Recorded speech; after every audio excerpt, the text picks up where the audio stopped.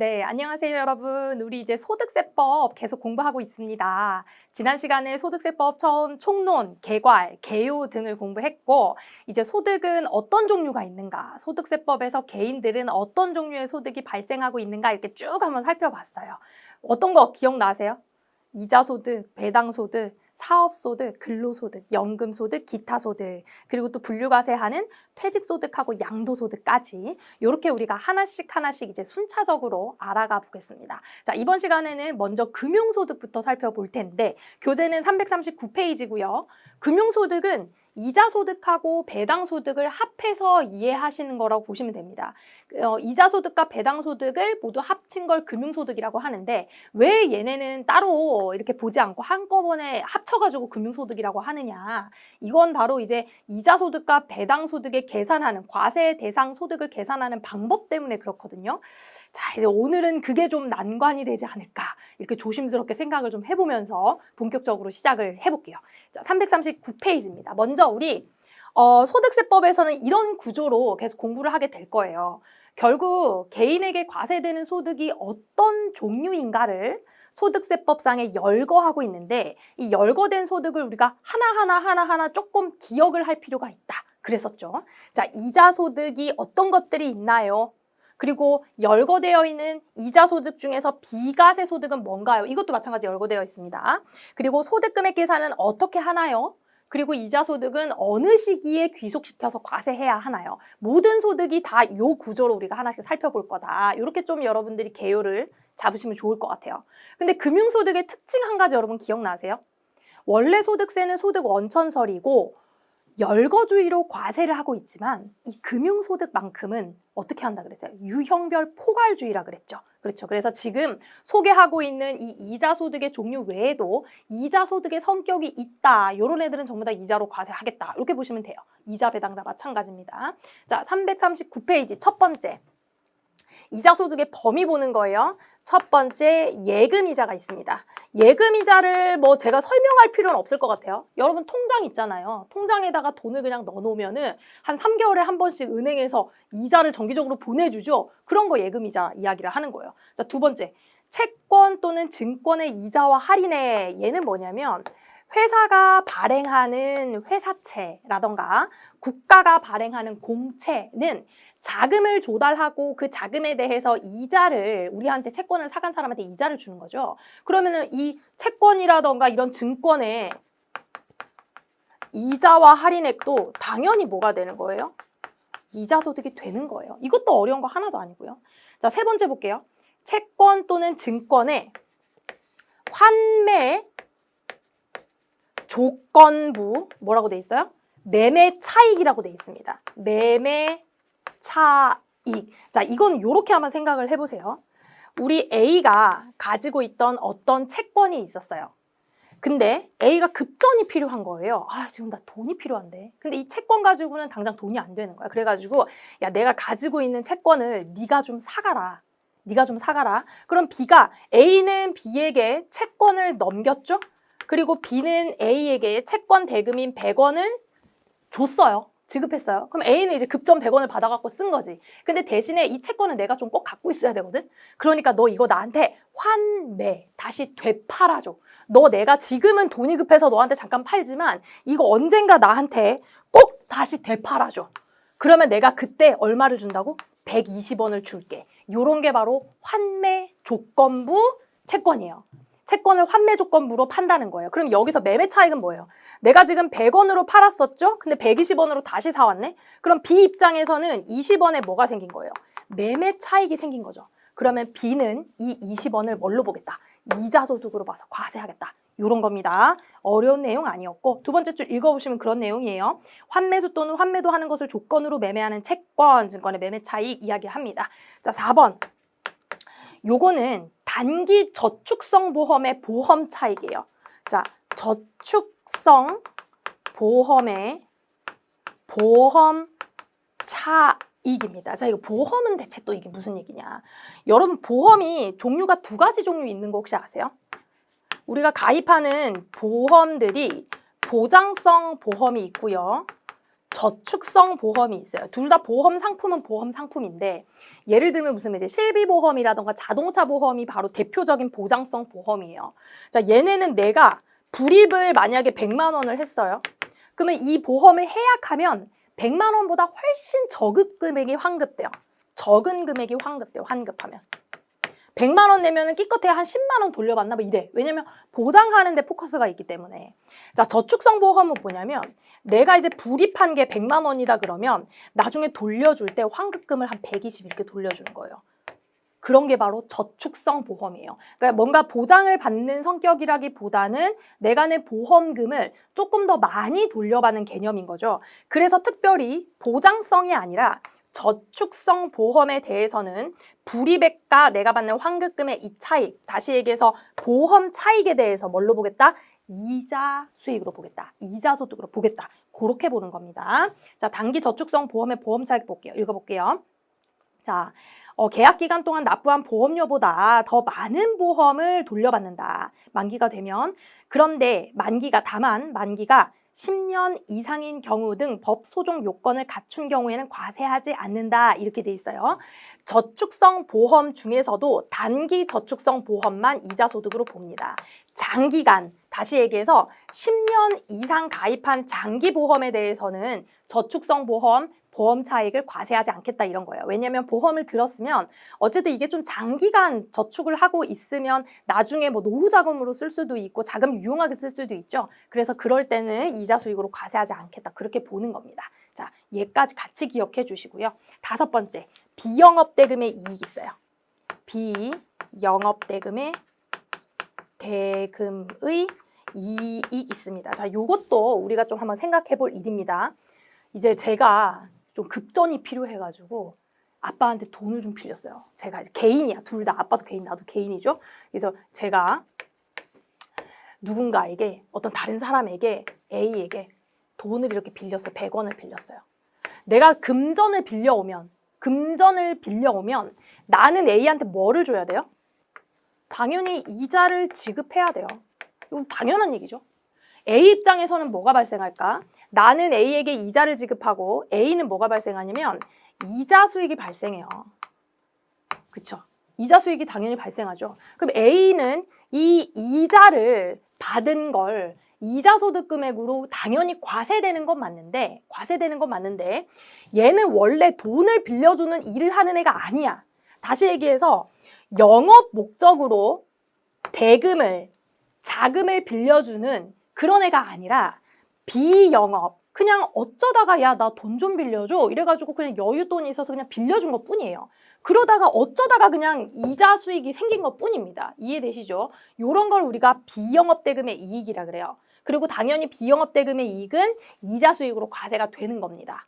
그런데 여기서 만약에 내가 영업 목적으로 이자 수익이 발생했다. 영업 목적이라는 거는 내가 은행업을 한다던가 대부업을 아예 본격적으로 하는 걸 얘기해요. 이런 건 무슨 소득으로 과세할까요? 당연히 사업소득이죠. 사업소득. 그래서 여러분, 우리가 소득세에서는 어떤 경우에 어떤 종류의 소득으로 과세하는지를 이렇게 분별하는 거, 구분하는 게 굉장히 중요합니다. 각각의 소득이 계산하는 방법이 완전 달라져서 그래요. 자, 보세요.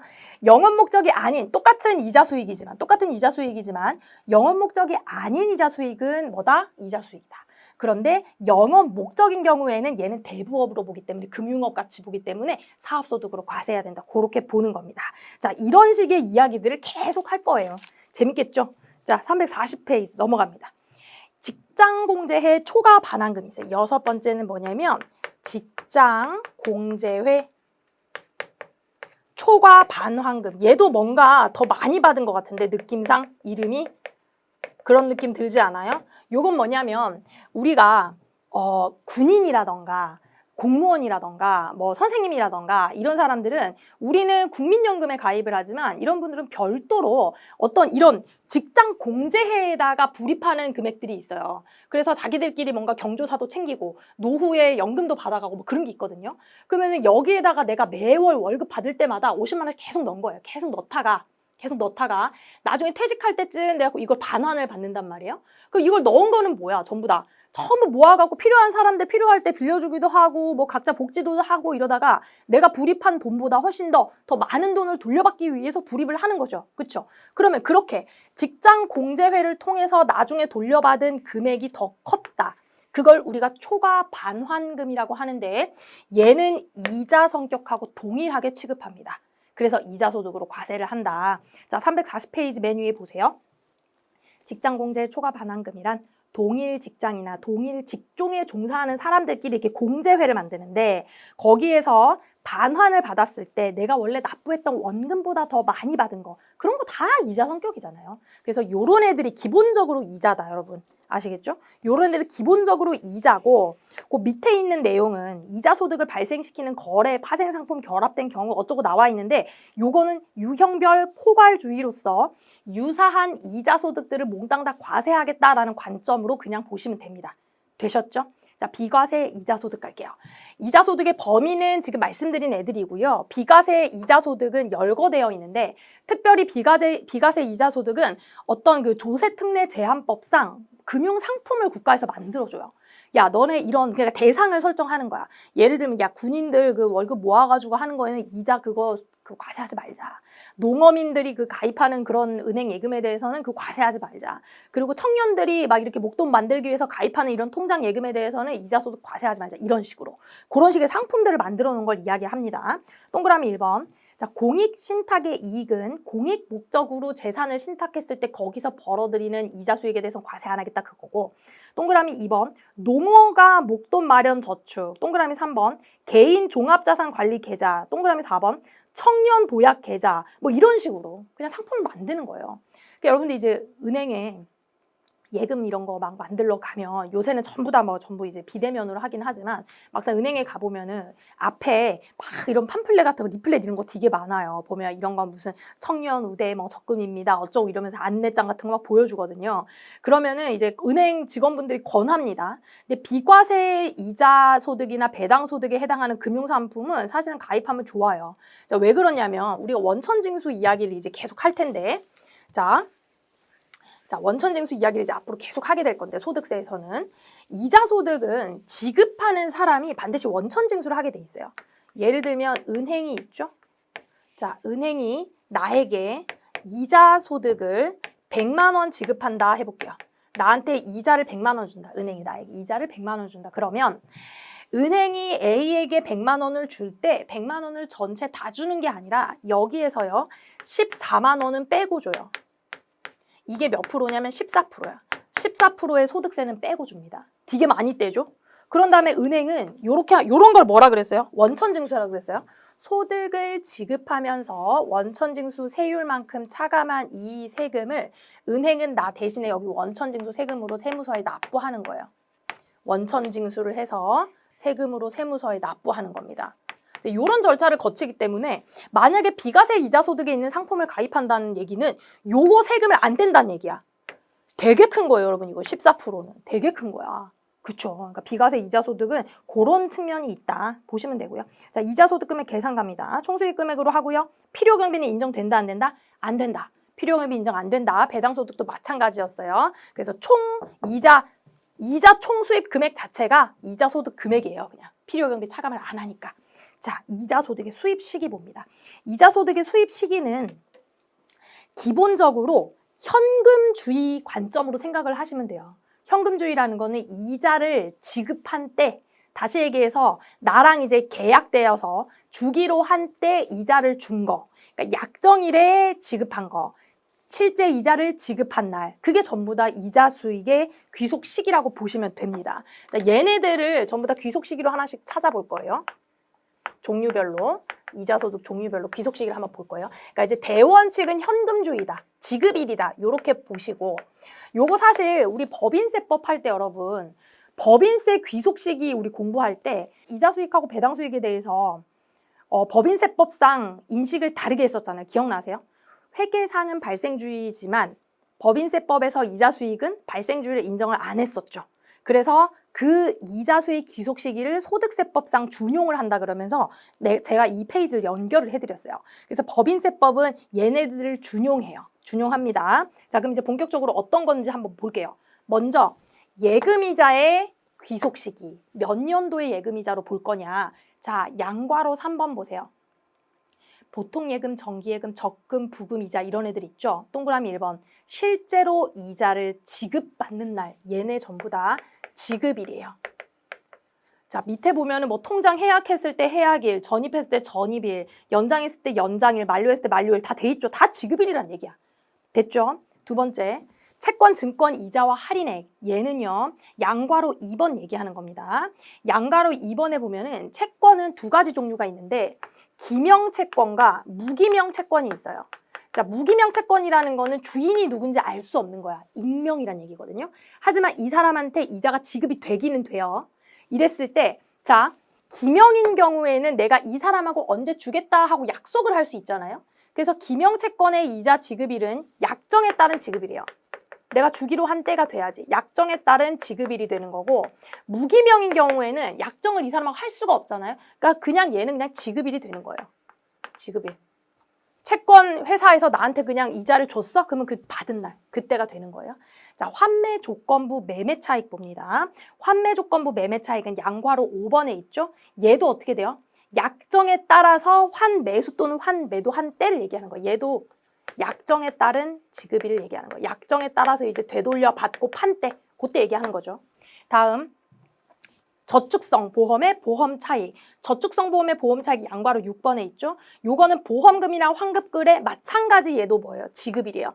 만약에 해약해서 받았어. 그럼 해약일이 지급일이니까 해약일이 되는 거고. 어려운 내용은 아닙니다. 자, 비영업대금의 이익 볼까요? 양괄호 8번에 얘도 내가 이자를 언제 주겠다 하고 약정을 했겠지. 그럼 약정에 따른 지급일이에요. 전부 다 지금 현금주의인 느낌을 여러분 받으셔야 돼요. 약정에 따른 지급일. 그런데 만약에 계약이 없다. 그러면 이자를 지급하는 경우에 이자 지급일, 계약이 없다 그러면 그냥 지급일이 되는 겁니다. 됐고 6번 직장공제회 초과 반환금, 요건 양괄호 7번에 있어요. 얘도 마찬가지. 약정에 따른 지급일이에요. 자, 요거는 동그라미 1, 2, 3, 4 객관식 문제에서 귀속식, 이자 소유득의 귀속 시기를 찾아보시오. 뭐 이렇게 해서 옳은 거 틀린 거 찾을 가능성이 굉장히 있어요. 특히 이제 뭐 기명채권, 무기명채권 이런 것들은 종종 잘 나오니까 전체적인 느낌으로 잘 기억을 하시고요. 나머지 여기서 제가 체크해드리지 않은 것도 현금주의 관점을 한번 보세요. 넘어갑니다. 342페이지고요. 이제 배당소득 볼 거예요. 자, 배당소득도 마찬가지. 범위가 어떻게 되느냐. 배당소득의 범위 볼 거고, 그 다음에 비과세 배당소득 뭔지 볼 거고, 그리고 배당소득 금액 어떻게 계상하는지 볼 거고, 배당소득의 수입 시기 이렇게 볼 겁니다. 자, 먼저 배당소득의 범위, 먼저 배당소득의 범위 봅니다. 342페이지. 동그라미 1번. 일반적인 이익 배당. 요거 현금 배당이에요. 우리가 회사에서 여러분 이제 배당을 지급하는 주식회사의 장부를 제가 한번 살짝 열어볼게요. 재무상태표에 여기에 자본이 있을 거예요. 자본이 있어요. 근데 이 자본은 구성 항목이 여러분 여러 가지로 돼 있는 거 아시죠? 자본금, 자본잉여금, 자본조정, 기타 포괄손익, 누계, 이익이익 뭐 이렇게 돼 있잖아요. 자, 이 자본 항목 중에서 제가 세 가지만 따로 좀 떼서 볼 건데, 자본금과 자본잉여금과 이익잉여금 이렇게 세 가지의 관계를 조금 볼 거예요. 자, 이익잉여금은요, 우리가 손익계산서에서 딴딴딴딴딴 수익비용 계산해가지고 당기 순이익이 나오면 이 당기 순이익이 누적된 게 이익잉여금인 거 알고 있죠? 이렇게 회사에서 이익잉여금이 발생하면 야, 우리 회사 이제 올해 이만큼 돈 벌었으니까 요거 어떻게 처분할까? 잉여금을 어떻게 처분할까? 하고 잉여금 처분 결의를 합니다. 그게 보통 이제 주주총회에서 하는 일이에요. 모든 결산이 다 끝난 다음에 잉여금 어떻게 쓸래? 하고 주주총회에서 결정을 한단 말이에요. 자, 잉여금을 가장 대표적으로 쓰는 방법은 첫 번째 배당이에요. 현금으로 우리 주주들한테 배당 줘야지. 주식회사의 주인은 누군데? 주주인데. 그렇잖아요. 현금 배당하는 거. 요런 식으로 하자고 결의할 수 있어요. 요게 동그라미 1번이에요. 일반적인 이익 배당. 이게 뭐야? 이익이 남은 것에 대해서 배당한다. 됐죠? 요렇게 할 수 있고. 자, 두 번째, 의제 배당도 할 수 있어요. 의제 배당이라는 거 이름 자체를 보면 어떤 느낌이 들어요? 우리가 의제는 많이 만났잖아. 의제 계속 얘기 많이 들었잖아요. 아, 배당이 아닌데, 사실 배당이 아닌데 배당인 것처럼 취급해서 배당 소득으로 과세하겠다 지금 그런 얘기잖아요. 의제 배당이니까. 자, 의제 배당은 어떤 경우를 이야기를 하냐면 우리 회사에서 발생한 이 이익 잉여금을 자본금으로 이렇게 전입시킬 수가 있어요. 자본금으로 전입시킬 수가 있어요. 그러면 발생한 그 자본금 주식만큼 주식 주주들에게 배당이 되는 거예요. 근데 현금으로 배당된 게 아니지. 요런 애를 뭐라 그러냐면 주식 배당이라 그래. 현금으로 배당된 건 아니지만 이 주식 배당도 사실상 배당과 성격이 똑같아. 그래서 의제 배당으로 과세합니다. 됐죠? 그리고 또 두 번째 어떻게도 할 수 있냐면 여기 있는 이 자본잉여금을 있잖아요, 여러분. 우리 회사에서 우리 회사에서 여러 가지 자본 거래를 해가지고 잉여금이 남은 게 여기 쌓여 있는데 요거를 계속 여기 두지 말고 얘를 자본금으로 전입시키자. 요렇게 하는 경우도 있어요. 자, 요걸 뭐라 그러냐면 무상증자라 그래. 자, 증자를 하는데 돈을 안 받고 증자한 거죠. 요렇게 무상증자를 합니다. 요것도 사실은 자본금이 증가했기 때문에 주주들의 포지션이 늘어나는 거예요. 실제 나는 돈을 납입해서 유상증자한 건 아닌데 내 주식 수는 늘어난 거야. 그러니까 뭐다? 배당으로 간주해야지. 취급해야죠. 그런 얘기거든요.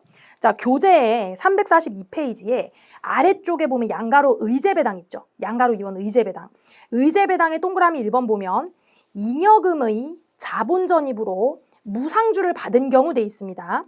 잉여금의 자본 전입으로 무상주를 받은 경우에 동그라미 기역, 이익잉여금의 자본 전입으로 무상주를 수령했습니다. 요게 기역이야.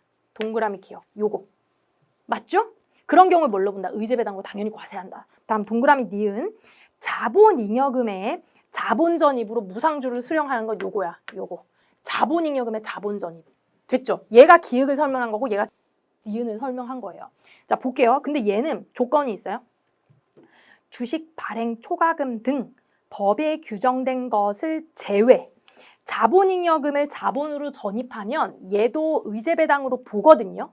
그런데 단 자본잉여금 안에 있는 애 중에서 여기 안에 있는 애 중에서 뭐를 빼야 돼? 주식 발행 초과금으로 자본금 전입한 거는 의제배당으로 안 봐요. 요거 하나만 기억할게요. 사실은 이제 그 옆에 343페이지 보면 표가 있죠. 그래서 이익잉여금 자본 전입한 양가로 2번은 다 의제배당으로 과세가 되는데 자본잉여금을 자본 전입한 것 중에서 법인세가 과세되지 않은 잉여금의 자본 전입 동그라미 1번 일반적인 경우는 의제배당으로 안 본다고 돼 있죠. 그쵸? 법인세가 과세되지 않은 주식 발행 초과금 같은 잉여금을 자본으로 전입하면 의제배당 안 봅니다. 그래서 동그라미 1번 옆에 주식 발행 초과금이라고 적으세요. 요건 사실 조금 더 디테일한 내용이 있는데 우리 교재에서 다루어지고 있지는 않고요. 얘 말고도 다른 애가 있지만 우리는 그냥 주발초만 기억할 거예요. 주발초만 기억하고 주발초로 자본 전입한 거는 의제배당으로 안 본다. 나머지는 다 의제배당으로 본다. 하나하나 다 외우는 거 아니에요. 포인트만 기억하세요. 얘는 안 된다. 얘만 기억하면 돼요. 됐죠? 자, 그렇게만 보고 넘어갑니다. 다시 넘어오세요. 342페이지. 우리가 그래서 동그라미 1번, 2번 했습니다. 동그라미 3번. 자, 법인 과세 신탁 재산이라는 게 있어요. 법인세법에 따라 내국법인으로 보는 신탁 재산하고 괄호 안에 법인 과세 신탁 재산 돼 있죠. 요거는 그냥 신탁 재산에 대한 수익이 발생하는데 법인세로 과세하겠다라는 의미거든요. 그냥 그런 게 있어요. 얘도 이제 신설된 지 한 1, 2년 됐는데 거기로부터 받는 배당금. 이거는 무슨 얘기야? 마치 법인으로 본다 했으니까 법인으로 과세한다는 얘기는 얘를 법인으로 보겠다는 얘기죠. 그러면 법인으로 보는 얘한테 배당금을 받은 건 뭐야? 법인으로 보는 얘한테 배당금을 받았으면 얘도 배당이잖아요. 그래서 이런 것도 배당에 포함되는 거다. 그냥 말만 그렇구나 하고 넘어가세요. 동그라미 4번. 인정배당이 있습니다. 법인세법에 따라서 배당으로 처분된 금액 인정배당이 있는데 자, 인정배당은 뭐냐면 우리가 법인세법에서 세무조정할 때 사회 유출될 때 있죠, 여러분.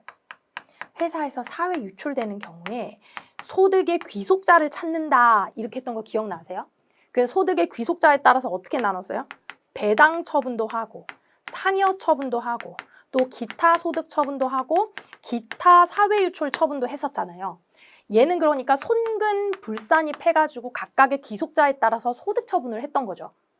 기타 사회 유출은 귀속자의 소득을 밝히지 않는다 그랬어요. 법인이나 개인 사업자에게 귀속되는 경우기 때문에 걔 빼고 요런 애들은 우리가 소득세법에 와서 각각의 주인한테 소득세를 과세할 거라 그랬잖아. 원천징수를 통해서. 기억나시죠? 되돌려봐. 우리 법인세 했잖아. 자, 배당은 주주에게 귀속된 금액에 대해서 배당 소득으로 과세하기 위한 처분이에요. 그래서 이렇게 주주, 개인이잖아 얘가. 개인 주주에게 배당으로 처분된 걸 우리가 뭐라고 부르냐면 인정배당이라고 불러요. 인정배당이라고 불러요. 그래서 이런 인정배당은 당연히 배당소득 범위에 포함돼서 배당소득으로 과세가 돼야 되는 겁니다. 됐죠? 그 얘기예요. 그래서 동그라미 4번에 인정배당은 손금불산이 배당 처분된 애를 얘기하는 거구나, 소득세법에서. 자, 그러면 한번 생각을 해볼게요. 우리 논리적으로.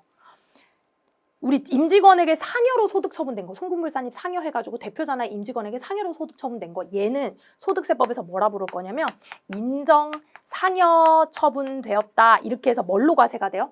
근로소득으로 과세될 거예요. 우리 가서 배울 거예요. 또 기타 소득은 기타 이외의 자에게 손금불산이 기타 소득으로 소득 처분됐고 이 사람들에게 인정 기타 소득이 발생했다고 하면서 뭘로 과세되겠어요? 기타 소득으로. 그래서 기타 소득 가서 배울 거예요. 얘도. 됐죠? 이렇게 세 가지가 소득세법에서는 이렇게 부르는 거다. 그러니까 당연히 인정배당이 배당소득 범위에 속하는 거는 뭐 이상한 일 아니고요. 동그라미 5번. 집합투자기구로부터의 이익인데 집합투자기구는 펀드회사 이런 데 얘기하면 돼요. 투자조합, 투자회사 이런 애들 얘기하는 거거든요.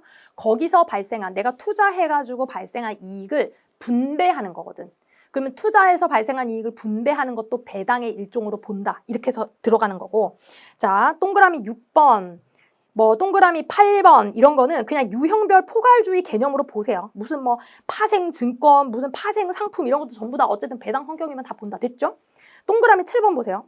출자 공동사업자의 손익 분배 비율에 해당하는 금액 나와 있어요. 요거는 또 이제 독특한 거니까 한번 생각을 해볼게요. 자, 우리가 사업을 법인으로 운영하는 경우에 친구하고 같이 법인으로 운영하고 싶어. 동업하고 싶어. 친구와 같이. 그러면은 법인의 주주로 A, B가 들어가서 주주가 되면 돼요. 그래서 지분을 50%, 50% 이렇게 주로 함께 운영하면 됩니다. 그러면 법인에서 발생한 소득에 대해서 A는 50%만큼 배당받아가고 B도 50%만큼 배당받아가고 배당 소득으로 과세되고. 됐죠? 자, 근데 내가 개인 사업을 운영하고 싶어요. 개인 사업으로 운영하고 싶은데 얘를 공동사업을 하고 싶으면 얘는 법인을 설립하고 주식을 발행하고 그런 게 아니잖아. 개인 사업자는. 그쵸? 그래서 개인 사업을 공동사업장으로 운영하고 싶으면 A와 B가 함께 공동사업을 한다는 사업자 등록증을 그냥 내면 돼요. 법인 설립하거나 말거나 이런 거 상관없이. 그래서 우리는 여기서 발생하는 수익을 5대5로 수익을 분배하겠다. 수익 분배 비율만 정해가지고 공동사업을 하면 돼요. 이런 식으로. 공동사업을 하면 돼요. 그럼 이제 각각 뭐가 과세가 되겠어요? 사업 소득이 과세가 되는 거야. 사업에 대해서 이 수익을 분배한 거니까. 그래서 공동사업은요, 사업 소득이에요, 원래. 그런데 이 중에 이제 B가 야, 내가 일단은 너랑 이제 사업을 하기는 하는데 나는 이거 운영에는 전혀 관심이 없어. 나 운영도 잘 못하겠고 운영에는 전혀 관심이 없으니까 네가 이거 사업장 운영은 네가 알아서 해. 대신에 내가 돈은 대줄게. 출자는 할게. 출자는 하는데 경영은 네가 알아서 하고 거기서 발생하는 수익만 나한테 배분해줘. 요런 애가 있거든요. 얘를 뭐라 그러냐면 출자만 한 공동사업자라 그래. 출자만 한 공동사업자, 출자 공동사업자. 그럼 원래 A하고 B하고 사업 수익을 5대5로 나눠 가지면 당연히 사업소득으로 과세가 돼야 되거든요. 소득 분류가 사업소득이어야 돼요. 근데 B는 가만 보니까 얘는 뭐야 지금? 사업소득이 발생한 게 아니죠. 그냥 그냥 운영 네가 하고 거기에 이익만 나 분배해줘. 요런 개념이잖아요. 그래서 얘는 배당소득인 거예요. 실제. 배당의 성격이 있는 거예요. 출자 공동사업이 분배받는 사업소득에 대해서는. 됐죠? 그거 볼게요. 동그라미 7번. 공동사업에서 발생한 소득금액 중에서 출자 공동사업자의 손익 분배 비율에 해당하는 금액은 뭘로 보겠다? 배당소득으로 보겠다. 원래는 사업소득인데 넌 출자만 했으니까 너는 배당소득으로 보겠다. 이겁니다. 됐죠? 이제 우리 싹 다 본 거예요. 하나씩 하나씩 개념 정리해드렸고 의제배당 봤어요. 자, 343페이지 동그라미 2번 보세요. 주식의 감자, 법인의 해산, 합병, 분할의 경우도 의제배당으로 보는데 자, 이런 경우도 의제배당으로 보는데 얘는 또 이렇게 생각하면 돼요. 내가 이제 합병을 하려고 하는 합병 법인. 얘는 합병해서 죽는 피합병 법인이에요. 얘가 얘를 이렇게 흡수를 하려고 그래. 흡수를 하려고 그래. 그럼 법인끼리 흡수를 하려면 뭐를 사와야 되냐면 주식을 사와야 되죠. B의 주식을 A가 사와야 우리가 이제 합병이 되는 거예요. 자, 그럼 원래 우리 B에 있었던 주주들이 있을 거거든, 여기. 개인 주주들이 있을 거거든요. 이 주주들이 주식을 다 하나씩 하나씩 갖고 있겠지. 그럼 A는 이 주주들한테 하나씩 하나씩 돈을 다 줘야 되는 거야. 주식을 사오려고 그러면. 맞죠? 자, 여기 있었던 주주가 원래 나는 100원을 주고 주식을 샀었는데 A한테 되팔 때, 합병으로 인해서 A한테 되팔 때 150원을 받아온 거예요. 그러면 주주 입장에서는 50원만큼의 뭐가 생겼다? 합병 차익이 생겼다. 그거는 뭘로 보겠다? 의제 배당으로 보겠다. 그런 개념이에요. 이런 식으로 말이 나왔을 때 배당 소득이구나 하고 여러분들이 구분하실 수만 있으면 되고 얘들이 막 계산 문제로 나오거나 이렇게 오지는 않아요. 구분만 하실 수 있으면 된다. 분류 갈게요. 동그라미 3번. 취득대산의 평가는 뭐 주식은 당연히 뭐 액면가액이고 주식 배당은 발행가액이고 나머지는 시가 뭐 가볍게 보시고요. 비과세 배당 소득도 아까 비과세 이자 소득하고 마찬가지로 어떤 상품들이에요. 그래서 뭐 비과세 종합저축이 있을 거고 또 우리사주 배당소득이 소액주주에 해당하는 우리사주 조합원이 우리사주 조합을 통해서 취득하고 나서 우리사주의 배당소득을 받은 거 이런 것들은 우리 직원들이 우리 주식 갖고 간 거니까 그거에 대해서는 이제 그 배당소득 과세하지 말자. 뭐 그런 개념들이 있는 겁니다. 어려운 거 아니고요. 됐어요. 이렇게 구분하시면 돼요. 이제 344페이지에 배당소득의 수입시기 볼 거예요. 수입시기. 배당소득의 수입시기 볼 겁니다. 자, 배당소득의 종류를 제가 이렇게 이제 막 설명을 했는데 이렇게 깔끔하게 되지는 않았지만 하나씩 케이스가 이해는 다 되셨죠? 하나씩 볼 건데 일단 배당은 아까 여기서 요 주식회사가 배당을 우리 어떻게 한다 그랬어요? 배당을 하기로 결의한다 그랬지. 자, 이익잉여금을 현금 배당하자. 이익잉여금을 자본 전입하자. 자본잉여금을 자본금으로 전입하자. 이런 것들을 전부 다 결의해야 돼요. 배당 결의를 해야 돼요. 언제? 주주총회 할 때. 그래서 보시면 실지 배당에서 무기명은 그냥 실제 지급일 보시면 되고 기명 주식의 이익 배당인 경우에는 어떻게 해요? 잉여금 처분 결의일이에요. 잉여금 처분 결의일. 자, 잉여금을 어떻게 할 거냐? 잉여금을 어떻게 처분할 거냐? 처분 결의를 하는 그 날짜. 요게 바로 귀속 시기가 된다는 거예요. 이 배당들에. 됐죠? 의제 배당도 보세요. 잉여금을 자본으로 전입하자.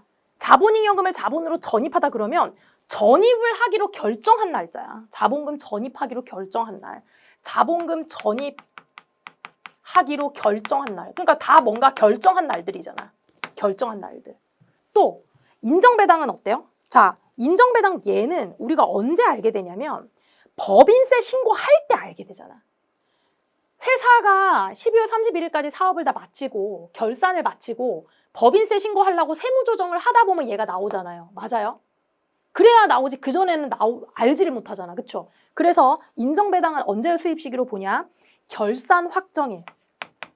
회사의 결산이 확정이 돼야지. 그래야지 세무조정하면서 인정배당이 있는지 없는지를 알 거 아니에요. 됐죠?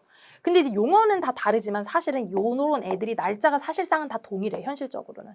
이제 법인 결산 다 마치고 난 다음에 주주 불러갖고 주총하면서 잉여금 처분을 어떻게 합시다 결의도 하고 자본금 전입할 것 같으면 자본금 전입도 하시다 하고 결정도 하고 야 이거 인정배당 이만큼 나왔습니다 하고 세금 계산된 거 보고도 한단 말이에요. 그러니까 결국에 사실은 다 이제 주총일인데 요게 저희 세법상 구분된 용어는 여러분 기억을 하셔야 돼요. 자, 이익잉여금에서 현금 배당하는 거 잉여금 처분 결의일. 그리고 자본금을 전입하는 거는 전입하기로 결정한 날. 그리고 인정배당에 대해서는 결산 확정일. 왜냐하면 재무제표 맞춰야지 확정이 되는 애니까. 이런 식으로 기억을 하시면 됩니다. 나머지 뭐 합병 등기일 이제 탈퇴일 분할 등기일 이런 거 보시면 되고 눈으로. 자, 됐습니다. 이제 금융소득 과세 방법을 볼 건데 이게 이제 좀 마음이 어려워요, 여러분. 금융소득 과세 방법이 마음이 어려워. 자, 일단 조금 지울게요. 칠판 좀. 자, 우리가 이자소득 과세 방법 이렇게 안 하고 배당소득 과세 방법 이렇게 안 하고 뭐라 그랬냐면 금융소득 과세 방법 이렇게 얘기를 하거든. 그 얘기는 뭐냐면 금융소득을 두 개를 합쳐가지고 어떻게 과세를 하겠다. 지금 약간 그런 개념으로 일단 여러분들이 1차적으로 좀 받아들이셔야 돼요. 자, 1차적으로 받아들이셔야 돼. 요 얘기를 하기 위해서 좀 사전 지식을 여러분에게 조금 전달을 해드리겠습니다. 사전 지식. 요거 제가 법인세 할 때도 한번 말씀을 드렸는데 요런 게 있어요. 주식회사가 이제 배당을 주주들에게 주잖아요. 근데 우리 A에는 법인 주주도 있고 우리 회사 주식을 가지고 있는 주주가 개인 주주도 있다 그랬어. 그쵸? 자, 나는 올해 재무상태표에 남아있는 이 이익잉여금으로 배당을 줄 겁니다. 그런데 여기 있는 이 이익잉여금으로 배당을 주려고 배당을 이제 결의를 하겠지, 주총 때. 그런데 사실 이 이익잉여금은 손익계산서상에 당기순이익이 들어온 거기 때문에 당기순이익을 기준으로 이미 각 사업연도 소득금액이 계산돼가지고 법인세가 싹 다 과세가 된 애들이야. 그쵸? 근데 이미 과세가 끝난 얘를 법인 주주에게 주고 개인 주주에게 소득을 요렇게 주고 나면 법인은 자기의 순자산 증가에 해당하고 개인은 배당소득이 발생하기 때문에 얘네 둘이서 또 소득이 발생해서 이중과세가 돼버려요. 자, 요런 거 이야기 살짝 법인세 때 했던 거 혹시 기억나요? 그쵸? 이미 얘는 A의 법인세로 과세가 된 소득이에요. 과세가 된 소득이야. 그런데 법인주주한테 가면은 얘가 또 법인세 과세가 될 거고 개인주주한테 가면 또 배당소득으로 소득세 과세가 돼. 그러니까 무슨 문제가 발생해? 이중 과세의 문제가 발생합니다. 맞죠? 자, 요거를 해소하기 위한 방법으로 세법적인 어떠한 좀 방법이 있는데 요 보완하는 방법이 있는데 우리가 법인세는 배웠으니까 법인세에서 어떤 식으로 이걸 해결했는지 한번 떠올려 보세요. 우리가 법인세에서 법인주주한테 배당을 주면 입금 불산입을 하는 거 혹시 기억나세요? 수입 배당금 입금 불산입. 수입 배당금을 그냥 입금 불산입을 해버려요. 그래서 요게 이제 크게 요번에 살짝 개정사항도 있긴 했었는데 일반 회사하고 해외 자회사한테 수입 배당금이 들어오면 배당금 들어온 거 자체를 입금으로 안 봐. 불산입해. 일정 비율만큼. 그럼 어떻게 돼요? 아예 소득이 들어왔는데 소득으로 안 본다는 얘기는 얘는 법인세 과세에서 제외되죠. 이런 식으로 이중과세를 해결을 해요. 자, 또 어떤 경우가 있냐면 자, 법인주주인데 해외 자회사에서 돈을 받고 들어올 때 해외에서 배당을 받아 들어올 때 해외 자회사 수입 배당금 입금 불산입을 적용받지 않는 다른 애들은 간접 외국 납부세액에 대해서 입금 산입을 합니다. 세액에 입금 산입을 하고 나중에 어떻게 해요? 외국 납부 세액공제를 통해서 차감을 해주죠. 요거 기억나세요? 외국에서 납부했던 그 세금을 입금 산입을 한 다음에 외국 납부 세액공제로 차감을 해. 그러니까 법인세법에서는 수입 배당금을 입금 불산입하는 방법 또는 간접 외국 납부 세액을 입금 산입하고 나중에 외국 납부 세액으로 공제하는 방법 두 가지의 방법으로 해소시켜요. 이중과세를. 자, 개인한테는 어떻게 할 거냐? 개인한테는 마치 법인의 요 방법처럼 동일하게 적용을 해요. 개인이 받은 배당 소득에다가 여기다가 마치 이 법인이 주식회사 A가 낸 이 배당 소득에 대한 세금을 더해줘요. 그 법인세를 더해줘요. 그걸 우리가 뭐라 그러냐면 그로스업 금액이라 그래. 그로스업 금액을 더해줘요. 귀속 법인세라 그래. 배당 소득의 귀속 법인세. 배당 소득에 만큼 해당하는 법인세. A가 낸 법인세를 더해줘. 됐죠? 그래서 이거 자체를 배당 소득으로 보는 거예요. 요걸 배당 소득으로 본 다음에 나중에 여기서 외국 납부 세액 공제 빼준 것처럼 여기서 배당 세액 공제를 빼줍니다. 이렇게 차감을 해요. 이런 식으로 이중과세를 조정합니다. 지금 이 얘기를 할 거거든요. 자, 344페이지 보면 배당 소득 금액이 계산돼 있는데 아까 이자 소득 금액은 총 이자 수입 금액이 그냥 이자 소득 금액이었어요. 필요 경비 없으니까. 자, 배당 소득은요. 총 배당 소득 금액에서 거기에서 그로스업 금액을 더한 게 배당 소득 금액이에요. 배당 총수입 금액에서 그로스업을 더한 게 배당 소득 금액이에요. 구체적으로 볼 겁니다. 자, 이걸 계산하기 위해서는 우리가 금융소득의 종류를 나눌 줄 알아야 돼요. 금융소득의 종류를. 자, 첫 번째 종류. 무조건 분리과세되는 금융소득은 무엇인가? 금융소득의 종류부터 먼저 나눠야 된다 그랬어요. 자, 요거는 이제 금융소득이 과세 방법이 워낙에 독특하기 때문에 지금 살짝 여러분들이 이제 첫 번째 소득에서 어려움을 겪는 거예요, 여러분. 아시겠죠? 얘만이래. 다른 소득은 다 쉬워요. 다 쉬워. 얘만 지금 처음에 좀 그런 거예요. 자, 볼게요. 금융소득을 일단은 나눕니다. 346페이지 첫 번째. 무조건 분리과세 대상 금융소득이에요. 얘는 종합과세 하지 않고 분리과세 하겠다는 얘기거든요. 그러면은 합산하지 않고 따로 너 혼자 과세해 라는 의미는 저율로 분리과세 해가지고 그냥 끝내버리겠다. 혜택의 차원이 있고 야, 너 이건 너무 잘못했는데? 아주 그냥 중과로 원천징수 해가지고 끝내버리겠다. 잘못해가지고. 페널티의 측면도 있어요. 자, 어떤 게 있냐면 첫 번째로 직장공제회 초과 반환금이 있어요. 직장공제회 초과 반환금은 요게 지금 하루 이틀 만에 생긴 금액이 아니거든요. 내가 공무원 생활하면서 몇십 년 동안 모은 금액이에요. 근데 여기에서 발생한 이자를 한꺼번에 받은 거잖아. 거기서 발생한 반환금을 한꺼번에 받았을 때 이자 수익이 한꺼번에 일어날 수 있겠죠. 근데 이걸 종합과세 해버리면은 사실 조금 불리하잖아. 이해되세요? 그래서 여기서 발생한 거는 저율로 원천징수 그냥 끝내버리겠다. 합산하지 않고. 혜택이에요, 혜택. 됐죠? 그리고 동그라미 2번은 비실명 금융소득이에요. 자, 비실명은 뭐냐면 이름이 없는 통장이야. 요즘에는 없는데 옛날에 금융실명제 이전에는 비실명 은행 이자 막 이런 거 있었거든요. 그럼 이 이자가 도대체 누구한테 귀속되는지를 아무도 알 수가 없는 소득이에요. 이런 거는 지금 정상적인 애야 아니야. 정상적인 애가 아니지. 불법이잖아요. 그래서 이런 거는 한 90%로 원천징수를 해버려요. 야, 어차피 너 지금 누군지 밝히지도 않을 건데 뭐 이러면서 90%를 세금으로 떼가버려. 그러려고 분리과세 하는 거야. 됐죠? 자, 그 다음 법원 보증금 이자 있어요. 법원에다가 무슨 이제 소송 같은 거 걸려고 보증금을 넣어놓으면 법원 보증금을 넣어놓은 그 금액이 기간이 길어지면 거기서도 몇 천만 원 되니까 이자가 나오겠지. 그렇죠?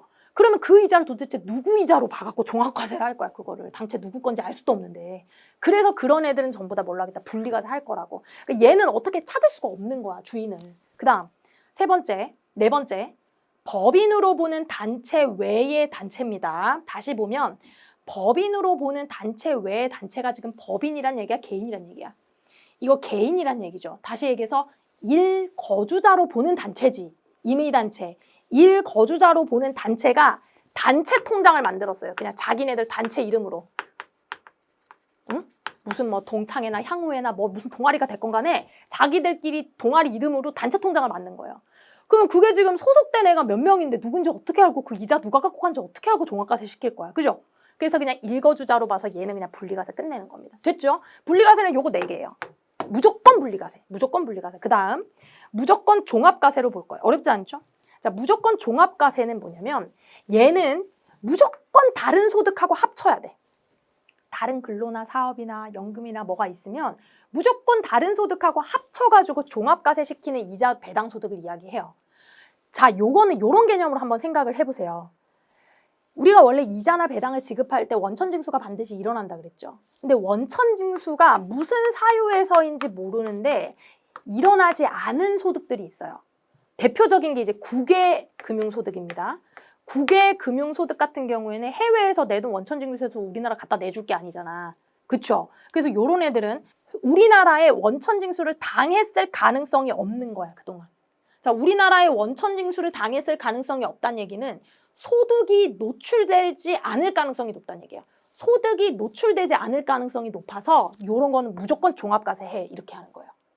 원천징수를 하는 의미 중에 하나는 여러분 개인에게 지급하는 소득을 노출하기 위한 것도 있거든요. 원천징수를 거치지 않으면 얘는 발생했는지 안 발생했는지를 알 길이 없어. 그러니까 이건 종합과세를 무조건 네가 알아서 신고해라. 그런 개념입니다. 그래서 동그라미 1번 보면 국외 금융소득, 동그라미 2번 국내의 금융소득인데 원천징수 안 한 애들, 과세가 안 된 애들. 그리고 동그라미 3번 보면 출자 공동사업자 배당소득. 아까 제가 출자 공동사업자에 대해서 설명을 해드렸죠. 출자 공동사업자는 사실 형식이 뭐예요? 사업소득이잖아요. 사업소득에 대해서는 원천징수를 그렇게 하지 않아요. 인적 요인력 말고는. 그렇기 때문에 얘는 형식이 사업소득이다 보니까 원천징수 안 당했거든? 그러니까 배당소득으로 봐갖고 무조건 종합과세에 들어가는 거예요. 됐죠? 요렇게 두 개는 좀 기억하셔야 돼요. 무조건 분리과세에 뭐가 있는지, 무조건 종합과세에 뭐가 있는지는 분리해서 기억을 하셔야 돼요. 나머지는 이제 다 조건부 종합과세예요. 나머지는 싹 다. 다른 거, 일반적인 현금 배당, 의제 배당, 그냥 받는 예적금, 이자 소득 싹 다. 전부 다 무조건 종합과세인데, 아니 근데 저기 선생님 이걸 지금 굳이 이렇게 복잡하게 왜 나누나요? 그러니까 왜 이걸 나누냐면 이제 계산을 할 때 얘네들을 나눠야 돼서 그래. 역할이 좀 있어서 그래요. 자, 무조건 분리과세는 니들 알아서 원천징수 당한 걸로 종결이라서 신경 안 쓸 거예요. 얘네는 빼고 무조건 종합과세하고 조건부 종합과세 두 개를 더해가지고 어떤 조건을 만족시킬 때만 종합과세 할 겁니다. 어떤 조건이냐면 자, 종합과세를 판단합니다. 2번과 3번을 더해서 2천만 원을 초과하면 2번과 3번을 더해서 2천만 원을 초과하면 어떻게 하겠다고요? 종합소득으로 과세할 거예요. 다른 소득하고 몽땅 다 합쳐가지고 과세할 거다 그거예요. 자, 그러면 얘 2번하고 3번하고 더한 게 2천만 원보다 작거나 같아. 만약에 더했더니 그러면 어떻게 될까요? 그러면 2번은 어떻게 해야 돼? 무조건 종합과세니까 2번은 당연히 무조건 종합과세를 하는 거고 3번은 어떻게 할까? 조건을 만족시키지 못했잖아요? 그러면 3번은 원천징수로 얘는 종결되는 거예요. 원천징수로 종결. 다시 얘기해서 분리과세. 자, 요런 방법을 따릅니다. 자, 얘를 이미지로 한번 볼게요. 교재에 뭐라고 되어 있냐면 347페이지 이미지 있죠. 맨 위에 1번. 무조건 종합과세 금융 대상이 2번이지. 2번 소득이잖아. 2번. 그리고 조건부 종합과세 금융소득이 3번이잖아. 그러니까 2번하고 3번하고 더해서 2천만 원보다 클 때 그때 그림을 어떻게 됐어요? 둘 다 종합과세 보겠다고. 둘 다 종합과세 보겠다. 됐죠? 다음에 밑에는 2번은 뭐냐면 무조건 종합과세 금융 대상이 2번이지 2번하고 3번하고 더한 게 2천만 원보다 작거나 같다. 이러면은 그 밑에 그림 보세요. 무조건 종합과세 2번 소득은 종합과세 하고 조건부 종합과세 3번 소득은 분리과세 하겠다고. 얘는 원천징수로 종결하겠다는 의미예요. 됐나요? 자, 됐죠? 요렇게까지는 구분을 하실 수 있어야 돼요. 요렇게까지는. 자, 옆에 문장 한번 읽어볼게요. 자, 346페이지에 조건부 종합과세 대상 금융소득 3번 있죠. 방가로. 거기 세 번째 줄 보세요. 자, 조건부 종합과세 대상 금융소득은 그 소득 금액과 무조건 종합과세 대상 금융소득을 합해서 2천만 원 초과하는 경우에 종합과세 한다 돼 있고 괄호 안에 출자 공동사업자 배당소득은 제외돼 있는데 이런 거는 이제 디테일한 것까지는 기억은 안 하셔도 돼요. 출자 공동사업 얘는 제외하고 2천만 원을 판단하긴 하는데 어쨌든 그거까지 우리가 전체적인 틀을 기억을 하지 이렇게 세세한 건 아직 모르셔도 돼요. 왜냐면 이거 막 계산하라는 것까지도 다루어지고 있지 않기 때문에 일단 틀을 기억하세요. 전체적으로. 자, 만약에 2천만 원 초과하지 않으면 종합과세 대상 금융소득은 종합과세 하고 조건부 종합과세는 분리로 종결한다. 지금 그 얘기가 문장으로 적혀 있는 거고. 자, 맨 밑에 보세요. 346페이지 맨 밑에 세 번째 줄. 현행 소득세법에서는 종합과세 대상 금융소득이 2천만 원 이하인 경우에는 14% 세율을 적용하고 2천만 원을 초과하는 경우에는 2천만 원까지는 14%, 2천만 원 초과는 누진세율 이렇게 얘기했는데 얘는 무슨 얘기냐? 자, 종합과세를 한다는 얘기는 우리가 소득세법상 소득세율을 적용해야 된다는 얘기거든요. 그런데 금융소득은 2천만 원이라는 이 기준까지는 그냥 14% 원천징수세율을 그냥 적용을 해줍니다. 자, 그게 기준이에요. 그래서 종합과세 되는 애들 중에서 2천만 원까지는 14% 세율을 그냥 무조건 적용을 할 거고 요거를 이제 넘는 애들은 세율, 종합소득 세율을 누진 세율로 적용하는 거예요. 자, 요거 이제 말로만 보면은 잘 이해가 안 가기 때문에 348페이지에 있는 예제로 요거 계산 한번 해보겠습니다. 자, 예제로 요거 한번 적용해 볼게요. 자, 방금 설명 들은 것처럼 첫 번째는 금융소득을 구분할 줄 알아야 돼요. 어떤 금융소득인지 1, 2, 3번 중에 뭔지를 먼저 구분할 줄 알아야 돼. 자, 거주자 김수정의 종합소득에 가산할 배당소득 금액을 계산하여라 그랬죠. 배당금 내역이 다 이래요. 자, 금전배당 2천만 원은 분리과세, 무조건 분리과세, 무조건 종합과세 둘 다 아니거든요. 조건부 종합과세. 자, 주식배당 볼게요. 상장법인 주식배당, 비상장법인 주식배당 둘 다 의제배당이잖아요. 얘는 지금 아까 무조건 분리과세나 무조건 종합과세에 포함된 애들이 아니었죠. 얘네 둘 다 뭐야? 조건부 종합과세, 3번 소득. 자, 배당소득 가산율은 11%다. 그러니까 얘네는 전부 다 3번 소득이야. 자, 얘를요, 이렇게 생각하는 거예요, 여러분. 제가 지금 김수정 씨가 전부 다 받은 배당소득의 합계가 얼마예요? 지금 6천만 원이지. 자, 배당소득 합계가 6천만 원인데 이런 식으로 딱 그려보고 여러분 이해하시는 게 좋습니다. 여기 비커에 물을 담는다 이런 생각으로. 전체 6천만 원 중에서 기준이 뭐야? 2천만 원이죠. 기준이 2천만 원이에요. 자, 기준이 되는 2천만 원을 지금 초과했으니까 일단 얘는 뭘로 봐야 돼요? 종합과세 되는 걸로 일단은 봐야 돼. 종합소득에 가산하는 배당소득 금액을 구하라 그랬죠? 그러니까 얘는 일단 종합과세로 판단이 된 거예요. 판단이 됐어요. 근데 배당소득은 그냥 이렇게 발생한 배당소득으로 끝내는 게 아니라 아까 뭐라 그랬어요? 귀속법인세, 그로스업 금액을 더해야 된다 그랬지. 그로스업 금액을. 자, 그로스업 금액을 더할 거예요. 어떻게 더하냐? 2천만 원까지는요. 14% 세율을 무조건 적용하는 구간이고 2천만 원이 넘는 요 구간에 있는 4천만 원이잖아요. 요 구간이. 남은 게. 요 4천만 원에 대해서는 누진세율을 적용하는 구간인데 요 구간에 있는 소득에다가 11%를 곱한 걸 우리가 귀속법인세라 그래요. 그로스업 금액이라 그래요. 얘를. 얘가 뭐다? 그로스업 금액이야. 그래서 6천만 원 더하기 440만 원 귀속법인세 더해가지고 전체 6,440만 원을 우리가 배당소득금액이라고 부르는 거예요. 이렇게 하는 거예요. 배당소득금액은. 포인트는 뭐냐면 11% 곱한 귀속법인세를 더해줘야 되는데 이 귀속법인세를 곱해주는 그로스업 대상 배당소득은 2천만 원 아래쪽에 있는 14%가 적용받는 얘는 귀속법인세에 포함이 안 된다는 얘기야. 귀속법인세 곱할 때. 자, 한 번 더 해볼게. 예제. 지금 아니 이게 대체 무슨 일이야? 자, 갑자기 지금 또 대체 무슨 일이야? 이렇게 생각하시는 분 있죠? 한 번만 더 해볼게요. 이걸로 옆에 있는 예제로. 자, 김자경식 금융소득입니다. 얘도 마찬가지. 종합소득 금액에 합산된 금융소득 금액은 얼마인가 이랬어. 이번에는 이자도 있고 배당도 있어요. 뭐부터 하라 그랬어? 일단 이자하고 배당하고 종류부터 구분하라 그랬어. 자, 은행 예금 이자가 600만 원. 얘는 무슨 소득일까? 조건부. 얘 3번 소득. 얘 무조건 분리도 아니고 무조건 종합도 아니잖아요. 비실명 이자는 뭐예요? 무조건 분리. 왜? 얘 되게 나쁜 애니까. 야, 너 고액으로 한 번 너 세금 맞아봐라. 얘 무조건 분리. 얘는 제외. 얘 1번 소득. 자, 주권상장법인으로부터 받은 현금 배당금. 얘 그냥 현금 배당이니까 3번 소득. 비상장법인으로 받은 현금 배당금. 얘도 그냥 현금 배당금이니까 3번 소득. 외국법인으로 국내에서 원천 징수되지 않았어요. 얘는 뭐야? 2번 소득이죠. 자, 그럼 2번하고 3번하고 더해가지고 2천만 원이 넘어요?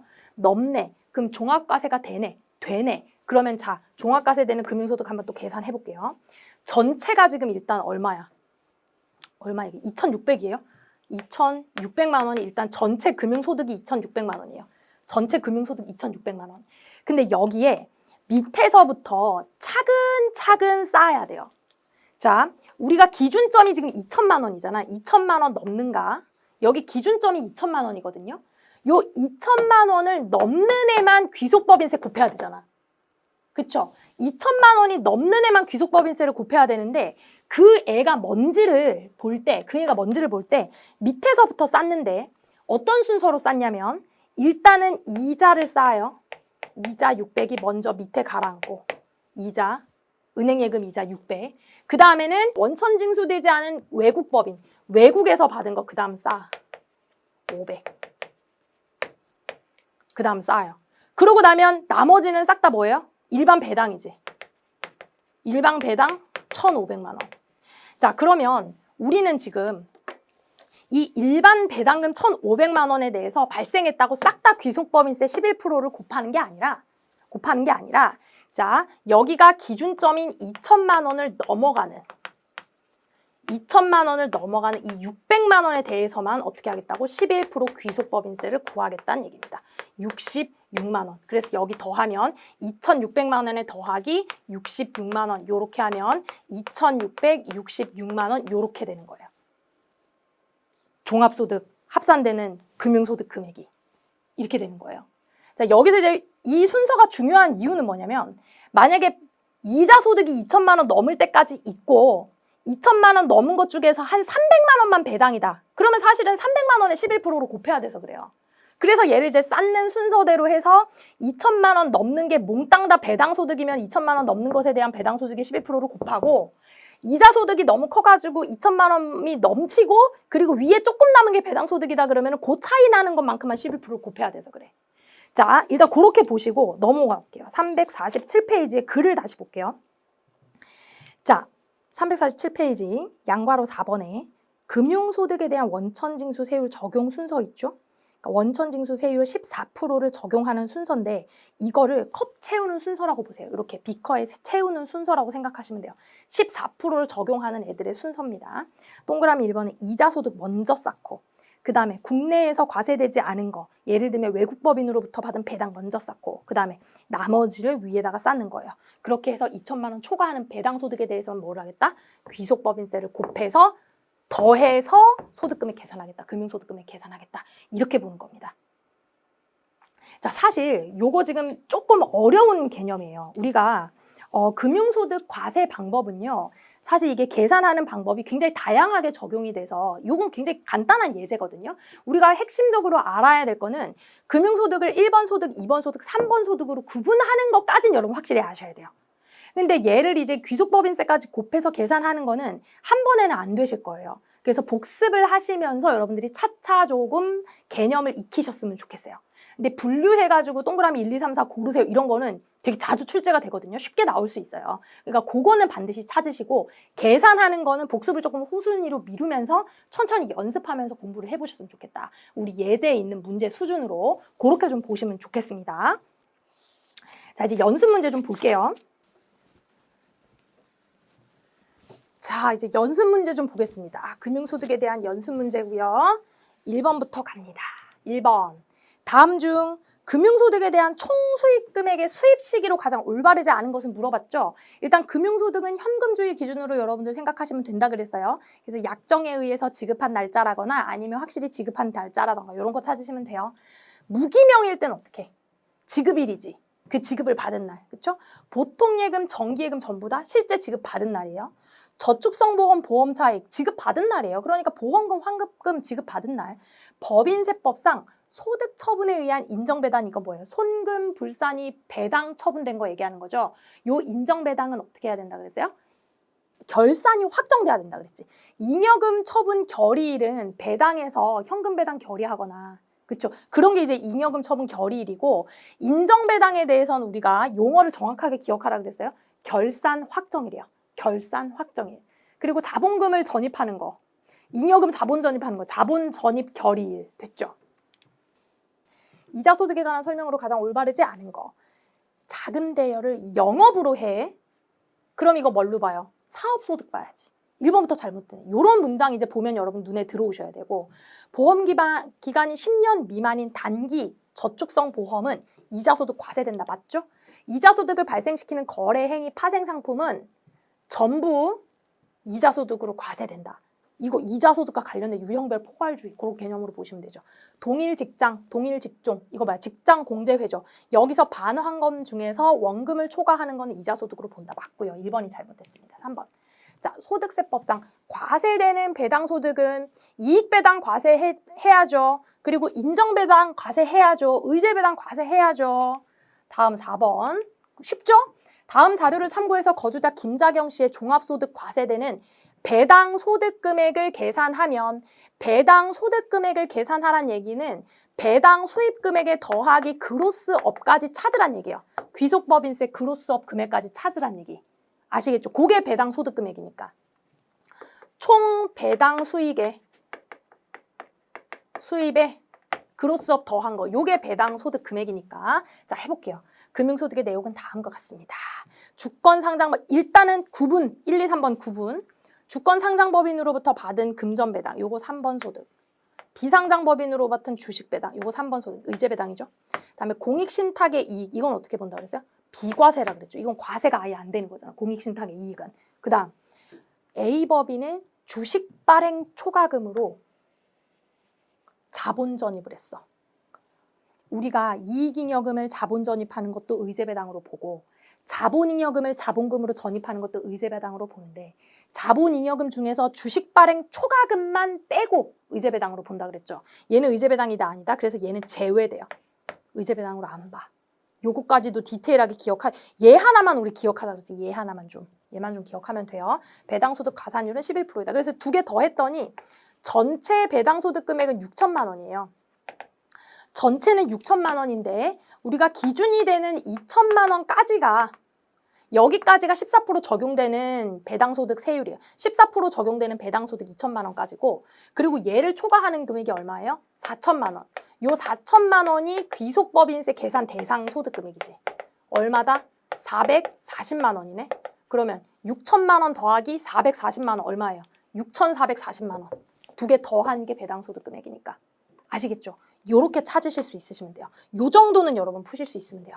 자, 그리고 밑에 5번 문제는 요런 식으로 소득의 아까 금융소득을 분리할 때 1번, 2번, 3번 분류를 했었잖아요. 그 분류하는 것에 대한 구분 문제도 종종 출제가 되고 있습니다.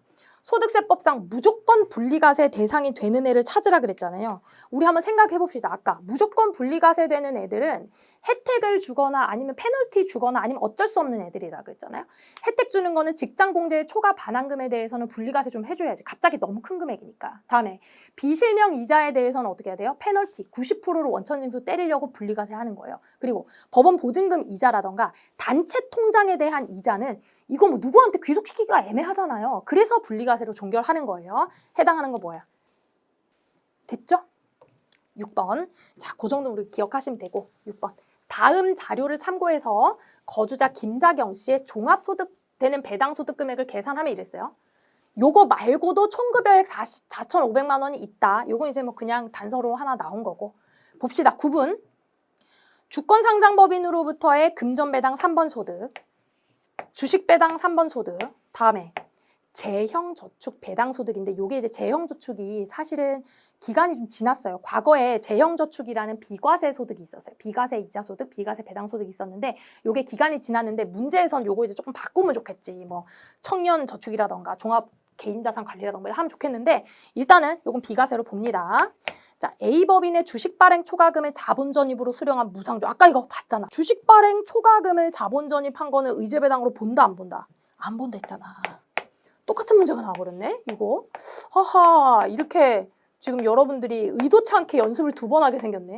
2천만 원까지는 14% 적용되는 구간이니까 2천만 원 빼고 요 위에 있는 거 7천만 원에 대해서만 어떻게 보겠다고요? 11%를 곱한다. 그럼 얼마가 나올까? 770만 원. 9천만 원 더하기 770만 원 더하면 9,770만 원이지.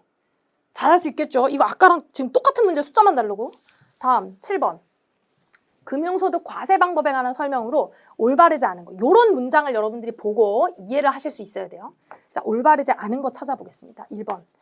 이자 배당 소득 중에서 외국에서 받은 금융소득은 원천징수가 안 되잖아. 무조건 종합과세 맞죠? 비실명 금융소득은 합산 안 해. 분리과세 종결. 왜? 높은 세율로 분리과세 하려고. 페널티 맞죠? 자, 종합과세 대상 금융소득이 2천만 원 이하면 누진 세율이 적용되지 않죠. 2천만 원 이하면 분리과세로 종결이잖아. 그럼 14%로 종결되는 거예요. 그냥 원천징수 세율 14%로. 그리고 4번 배당소득이 종합과세 되는 경우 2천만 원 넘는다는 얘기죠. 종합과세 대상 금액 총액이 그로스업 적용된다. 이게 잘못됐지. 우리가 아까 배당소득 받은 거에서 요 2천만 원 기준으로 자꾸 잘랐던 이유가 뭐예요? 2천만 원까지는 14% 세율을 적용받는 배당소득이니까 얘는 빼고 요 위에 있는 애만 11% 곱해주려고 지금 이렇게 하는 거잖아요. 그래서 4번이 잘못된 거예요. 전체에 그로스업 적용되는 게 아닙니다. 다음 8번. 자, 소득세법상 무조건 종합과세 대상이 아닌 거 찾으래. 무조건 종합과세 대상인 거 뭐 있었어요? 국외 금융소득 또 국내 금융소득인데 원천징수 안 된 것도 출자 공동사업에 대한 배당소득 해당되지 않는 거 뭐 있어요? 여기 있네. 직장공제의 초과 반환금은 분리과세돼야지. 맞죠? 자, 국외 원천징수 누락된 거 출자 공동사업 다 전부 다 종합과세입니다. 자, 요 정도는 기억하자. 9번. 근데 이제 계속 얘기를 듣다 보니까 조금 다 좀 벌써 외워지지 않았어요? 자, 요렇게 처음 들을 때는 아는데 나중에 혼자 보면 또 이해가 안 돼요. 그럼 제가 이제 특징적인 성격들을 이야기해 준 것들을 떠올리면서 반복적으로 보셔야 돼요, 여러분. 아시겠죠? 반복적으로. 처음 듣는 용어들이기 때문에 한 번에는 당연히 안 됩니다. 한 번에는 안 돼. 여러 번 보셔야 돼요. 자, 거주자 김삼일 씨의 금융소득, 이자와 배당. 금융소득 중 종합과세되는 금융소득 금액을 구하시오 했죠. 얘도 마찬가지. 9분부터 해볼게요. 국내 예금이자 3번 소득. 비상장 내국법인으로부터 받는 현금 배당 3번 소득. 원천징수 안 된 현금 배당, 이 2번 소득이죠. 어쨌든 세 개를 다 더하는 거야. 다 더했더니 3,500이네, 이번에는. 3,500이죠. 자, 그러면 이제 밑에서부터 이자, 외국 이렇게 쭉쭉 쌓아가는데 500이고 나머지 3,000은 전부 다 배당이네. 맞죠? 그리고 여기에 그러니까 500은 국외, 그리고 나머지 3,000은 일반 배당. 그럼 이제 2천만 원 넘는 거를 구분을 하면 되겠다, 이렇게. 3,500에서 2천만 원 넘는 거 1,500만 원. 1,500만 원에 곱하기 11%. 뭐야? 150만 원. 아, 150만 원이 아니지. 11% 165만 원 되나? 165만 원 이렇게 되려나?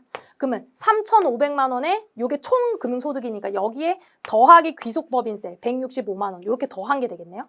그럼 얼마가 될까요? 3,665만 원. 3,500 더하기 165만 원이니까 요게 귀속법인세니까. 됐죠? 요렇게까지 해서 여러분들이 찾으시면 돼요. 금융소득에서는 구분하는 거 중요하다고 말씀드렸고요. 그리고 계산하는 거, 귀속법인세 구하는 방법까지도 개념 좀 잡으시고 자, 하나만 더 해볼게요. 하나만 더. 우리 325페이지로 잠깐만 가보겠습니다. 제가 지난 시간에 예제 하나를 일부러 좀 넘어왔거든요. 자, 예제 하나를 제가 띵겨 먹고 왔는데 왜냐면 지난 시간에 얘기를 해봤자 몰라. 우리가 금융소득에 대한 개념이 없어가지고. 그래서 제가 금융소득 하고 하려고 지금 일부러 남겨놓은 거예요. 자, 보겠습니다. 요거. 생각 한번 해볼게요. 김수정 씨는 3일한테 돈을 빌려줬는데 3일이 김수정한테 100만 원의 이자를 지급했대요. 주식회사 3일은 법인이잖아요.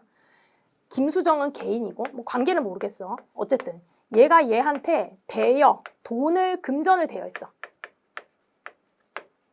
그럼 당연히 3일이 김수정한테 이자를 지급해야 되겠죠. 얼마 지급했대요?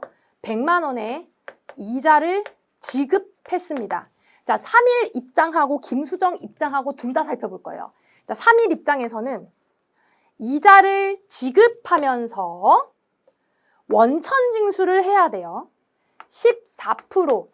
그리고 사실 이제 지방소득세도 있거든요.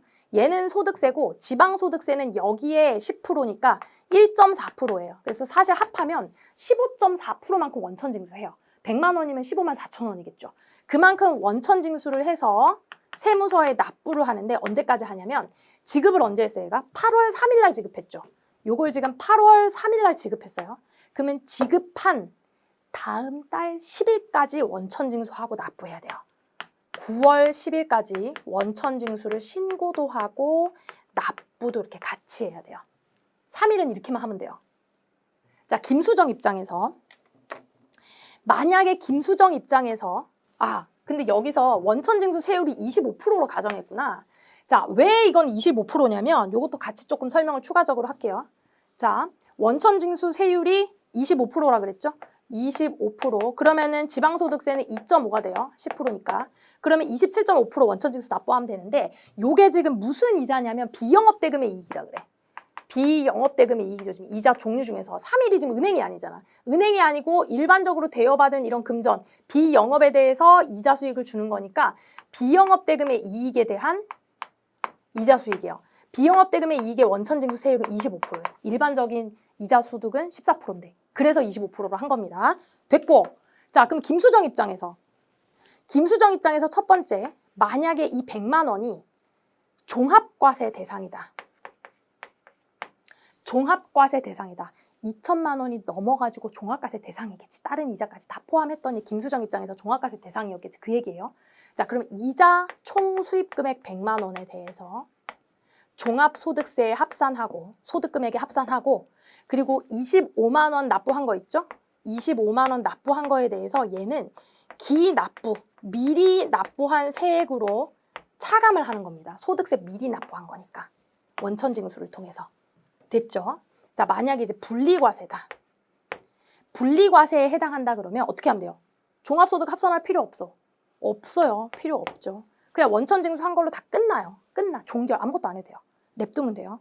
자, 325페이지에 풀이 밑에 한번 좀 읽어볼게요. 자, 주식회사 3일은 동그라미 2번에 이자 100만 원의 원천징수 세액을 차감하고 나머지는 김수정한테 주고요.